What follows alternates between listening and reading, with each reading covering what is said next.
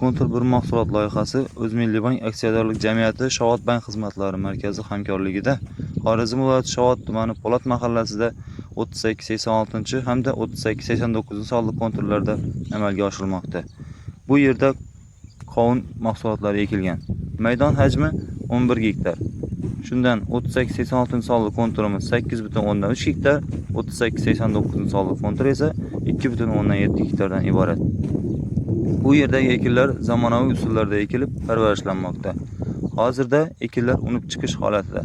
Ekinlarni yetishtirish 90 kun davom etadi. Yetishtirish jarayonida ular sug'oriladi, tabiiy va mineral o'g'itlar bilan oziqlantiriladi.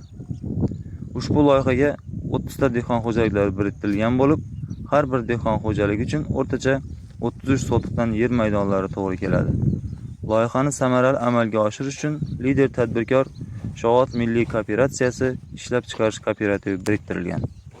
Ushbu loyiha bo'yicha har bir gektardan 35 tonna, jami 390 tonna hosil olish rejalashtirilgan. Mazkur ekin yig'ishtirib olingandan so'ng ikkinchi ekinga ham yuqori daromadli ekin turini ekish orqali yer egalarining daromadlari yanada oshirib boriladi.